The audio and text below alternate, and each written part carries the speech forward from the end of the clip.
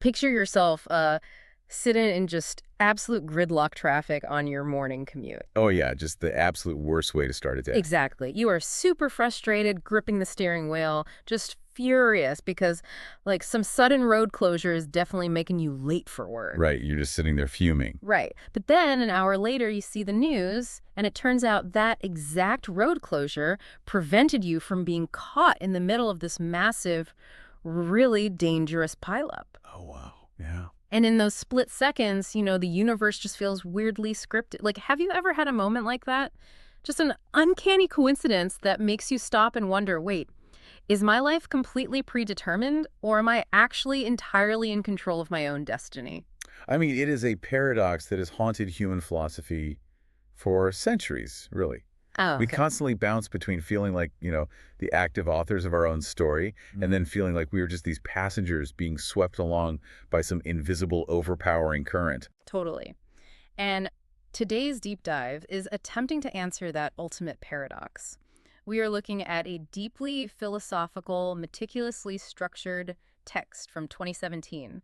It's titled Explore the Script of Life by Su Feng. And what's interesting is the author doesn't just offer like vague, comforting platitudes about destiny. Instead, he lays out this extremely complex, almost mechanical framework for how the universe operates. Yeah, it's intense. It really is. It reads less like mystical poetry and a lot more like a technical manual for existence. Right. And our mission today is to map out this massive system for you. We want to understand exactly how your life script is written, who is directing it, and how seemingly mundane choices you make today, like literally the level of attention you pay while cleaning a bathroom. Yes, that bathroom example. Yeah, we'll get to that. But how that might be echoing across 36 dimensions. So, okay, let's unpack this. Because to understand where we actually possess free will in this system, we first have to understand what this text says is completely 100% out of our control. Right, because the text establishes a very hard boundary right out of the gate. It states that there are exactly 18 plots in our lives that we simply have to resign to destiny. 18 blocks. Yes, 18. You have absolutely no say in them, and fighting them is just, well, it's a total waste of energy. And we should clarify for everyone listening, these aren't minor background details, right? The text categorizes the major pillars of human existence. It claims we cannot control who our parents are. Right. We can't control our biological gender. We cannot control our ultimate wealth trajectory, like whether we are destined to be a high-ranking official or an everyday commoner. Whether you're born into luxury or born into poverty, yeah. Exactly. And the determinism goes all the way down to the hyper-physical level, too, which is wild. It really is. The author points out that you cannot even control the innate size of your own eyes. Wow. Yeah, you cannot arrange a single hair on your head. Facing this macro trajectory, humans are, according to the text, entirely powerless.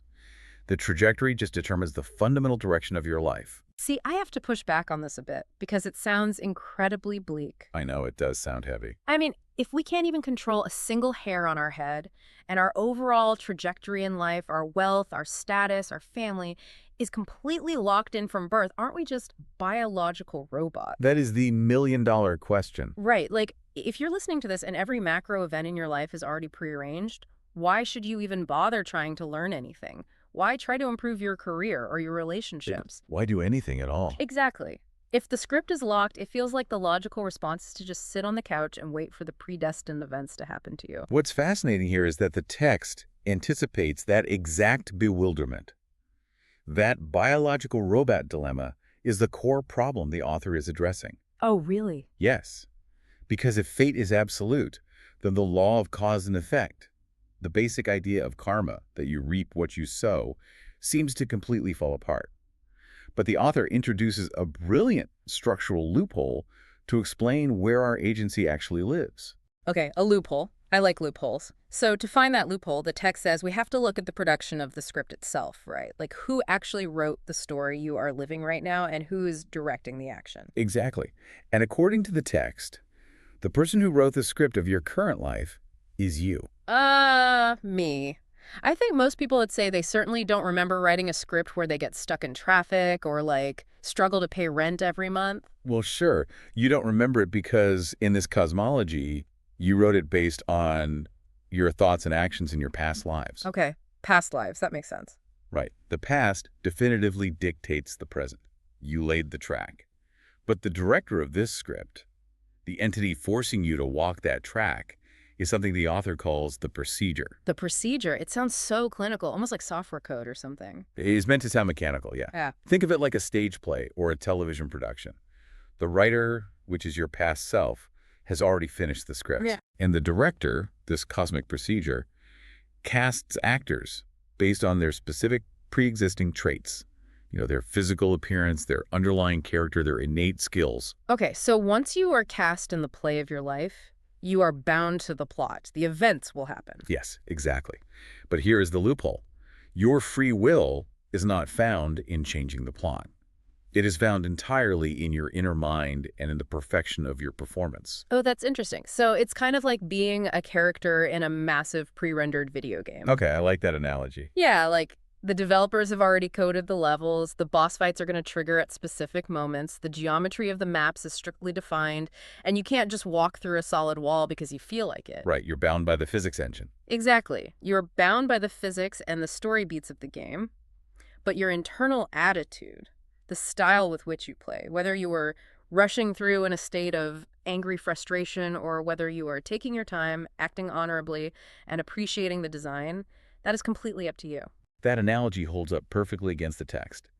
If you play your role perfectly with the right inner attitude, the director is satisfied. Makes sense. Going back to the television production analogy, if you act well and hit your marks with grace, you get more pay, and crucially, you earn the right to get cast in the next play. The next play being your next life. Exactly. Ah. If you perform poorly, if you complain endlessly, or if you act with cruelty and malice, you lose future opportunities. Your current life's plot might be fixed, but your performance today is actively writing the script for your next life.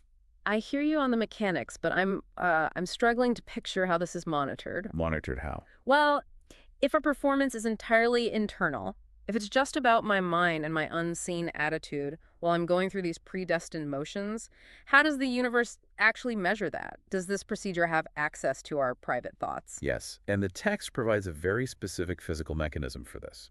It explains that our inner activities, our thinking, are not destined at all. Really? Completely free? Completely. Choosing to harbor a kind thought or a malicious thought is the purest expression of free will. And the universe monitors this because thoughts are not silent, localized phenomena. Right. The text describes them as actual waves. Yes, waves. When you have a thought, it isn't just trapped in your skull. It spreads out like a broadcast across the entire universe. We can't see these waves, and we obviously can't hear them, but the text explicitly notes that the gods know it instantly. The universe registers your inner activities the moment they occur, because everything is fundamentally connected through these vibrations. It's like we're constantly transmitting a radio signal. That's a great way to put it. And these thought waves are recorded by an automated framework called the procedure of Tao. Tao. Right. You can think of the Tao in this context as an automated cosmic judge. It receives the frequency of your thoughts and automatically arranges your future fate and trajectory based on the quality of those waves. This is the author's mechanical physics-based explanation of how karma actually functions. But the detail that really threw me was the separation of powers here. The Tao acts as the judge. It records your thoughts and issues the verdict. But the Tao does not execute the judgment itself. Right. Correct. The executioner is a completely separate entity. Yeah, and the text says the executioner could be a god or another human being, but it also explicitly states the executioner could be a dog, an ant, a storm, or just a seemingly random accident. Yes, anything in the physical world. I need some clarity on this. Why doesn't the Tao just hand down the punishment or reward directly? How can an ant be the executioner of my cosmic judgment? Well, because the procedure of Tao is essentially just the legal framework of reality. Okay. Think of a human courtroom. A judge might sentence someone to 10 years in prison, but the judge doesn't step down from the bench, personally drive the person to the jail cell, and turn the key. Right, they have a whole system for that. Exactly. The justice system relies on a vast network of guards, vehicles, and architecture to carry out the sentence. Similarly, the universe uses the boundless elements within it to execute its rulings. Oh, I see. So if my negative thought waves result in a karmic judgment from the Tao, the delivery mechanism of that judgment might be a completely random, mundane event. Exactly. Like getting caught in a sudden torrential storm, or a dog darting out in front of my car. That isn't just bad luck. The universe is using the physical world to execute a metaphysical judgment. Precisely. The mundane elements of our world are just the gears turning within this larger procedure. So what does this all mean? Like, how does an everyday trivial action actually register as a shift in our cosmic trajectory? Well, Because it's one thing to say, be a good person, and it's another to apply this to an average Tuesday. this raises an important question about the extreme demands of this philosophy. The author actually shares a highly specific story from his own experience acting as a guide for individuals he refers to as Chanyuan celestials. And we should probably define that quickly for the listener. Sure. In the context of this text, Chanyuan celestials are individuals who are actively cultivating themselves spiritually. Like they are trying to elevate their consciousness according to these exact cosmic rules. Correct. And the author shares an anecdote about one of these individuals. Based on her past merits, her future trajectory dictated she was meant to eat a fairy peach and head to the Celestial Islands continent. A fairy peach? That sounds amazing. Right. To put that in simpler terms, she was on track for a highly elevated, beautiful, higher dimensional paradise. That was her predestined reward. But part of her current role, the script she was currently living out in the physical world, required her to clean a toilet. And she failed to clean it thoroughly. Just to be clear, she didn't commit a massive crime. She didn't hurt anyone. She just did a poor job on a mundane chore. She lacked mindfulness and dedication in the task she was assigned. Because of this poor inner performance, her trajectory instantly devolved. The author notes that she immediately lost the fairy peach and could only eat a wild peach instead. Wow. Yeah. Her entire cosmic fate shifted because of how she cleaned a bathroom. Does phoning it in on a chore literally cost you your paradise? I mean, it sounds kind of absurd to modern ears, but it points to a very strict underlying rule in this text. It does. The rule is absolutely beautiful things can only be enjoyed by absolutely beautiful lives. If your personal quality drops, even in a moment of private laziness, the beautiful things in your future automatically disappear because your frequency just no longer matches them. The text demands absolute mindfulness in every microaction. When your trajectory devolves, it's not just a minor demotion. The cosmology here is vast. Right. Your future script could shift from that Celestial Islands continent down to what the text calls the 10,000-year world or the 1,000-year world. Which are lesser but still elevated realms. Yes. However, if the failure in your performance is severe enough, you could be cast back down to the mortal realm, the animal realm, or even hell. That is terrifying. The stakes of everyday life become infinitely high when you view it through this lens, which leads naturally to the mechanics of manifestation, I think. Oh, absolutely. If our microactions earn us a better trajectory, how do we actually go about requesting specific things from the universe? Like, how do we navigate the system to get what we want? The text outlines a very specific set of rules for cosmic manifestation. It states that the Tao itself is completely impartial. It does not judge what you want. It simply processes the request. Okay, so it doesn't say, oh, that's a bad wish or a good wish. Exactly. If you desire earthly blessings in this life, it will arrange them.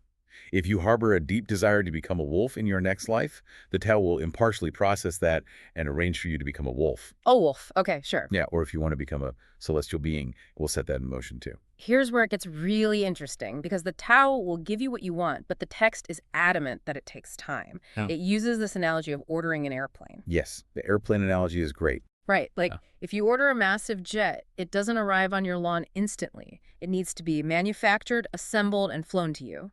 The universe requires a lead time to arrange the countless variables required to fulfill your request. It takes logistics. Exactly. And there is one crucial, unbreakable rule while you are waiting for your cosmic order to arrive, which is you cannot change your mind.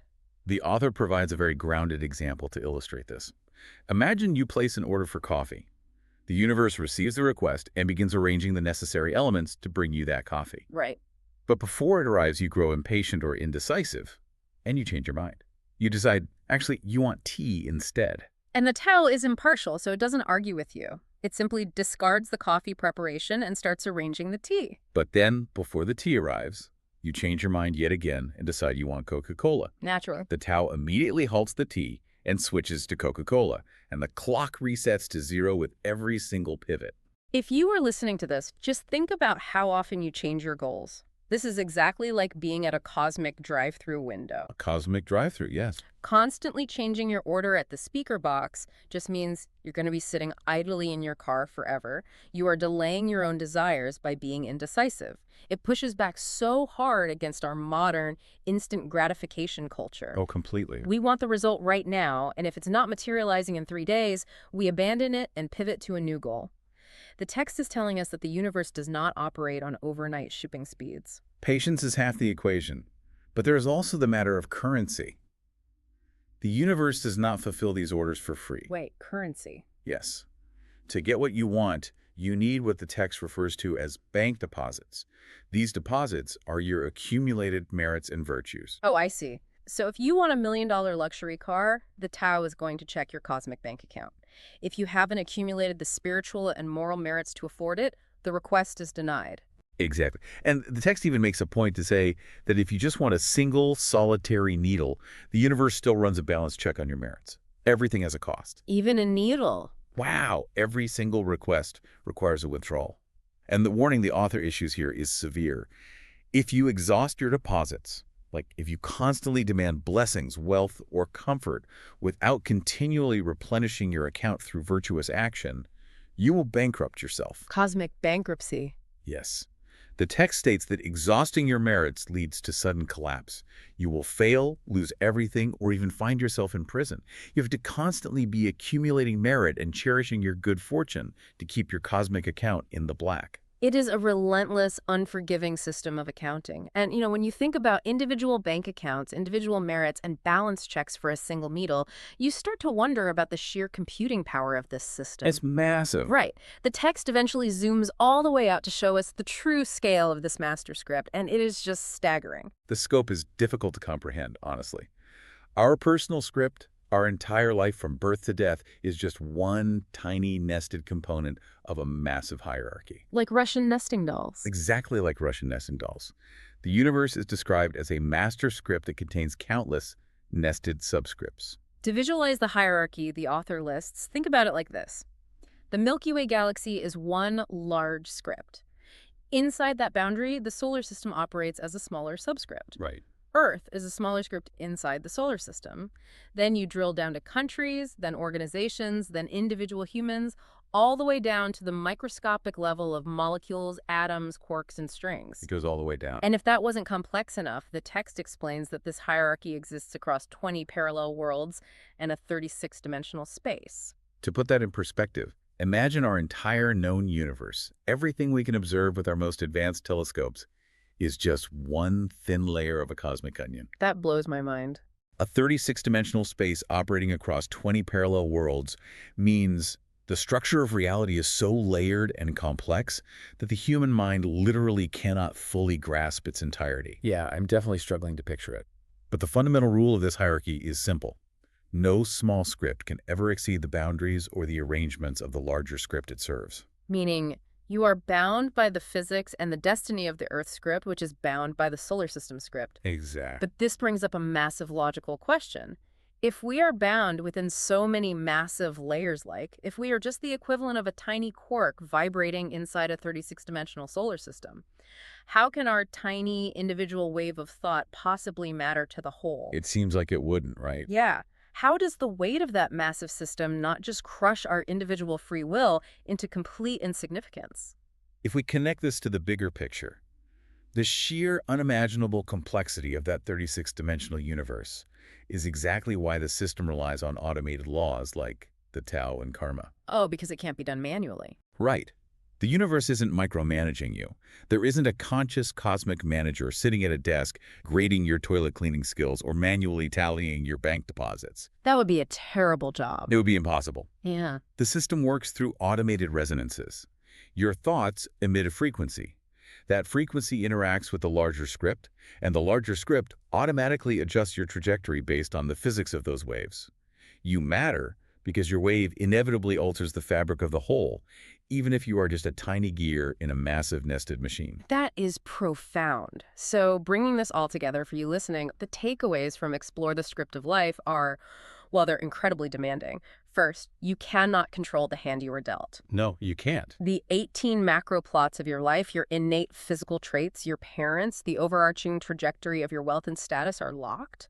You have to resign yourself to that destiny and stop wasting energy fighting the unchangeable geometry of your life's map. But simultaneously, you have total, terrifying freedom over your internal attitude. Your performance as an actor in this play is entirely your own. That is where your free will lives, and it is the only tool you have to write a better script for your next life. Start changing your cosmic order at the drive-through window. Decide what you actually want. Have the patience to let the Tao arrange it, and spend your time building your bank of merits through positive action. Keep your account in the black. Exactly. And honestly, maybe pay a little more attention next time you're cleaning the bathroom or doing the dishes, because according to this text, the universe is always recording your performance. The mindfulness aspect is truly the actionable core of this entire philosophy. Every single thought is a wave, and every mundane action is a performance being automatically graded by the fabric of reality itself. Which leaves us with one final kind of haunting thought to ponder. But what's that? Well, the text states that our thoughts are actual waves spreading loudly through a universe that is built on these nested scripts, going all the way down to microscopic strings and quarks. If that is literally true, if everything is deeply connected by this automated procedure, does a single negative thought or a sudden private burst of anger in your car not just reach the gods, but actually alter the tiny, invisible scripts of the microscopic atoms vibrating in the room right next to you? Oh, wow. It is a powerful image. The invisible energy of our minds literally rewriting the atomic structure of our immediate environment. It really makes you think back to those uncanny coincidences. Maybe the universe feeling scripted isn't a sign that you have no control. Maybe it's a sign that your past performances finally caught up to you and the director is just giving you your cue. I love that. Thank you so much for joining us on this deep dive into the source material. Keep questioning the script, keep perfecting your performance, and we'll catch you next time.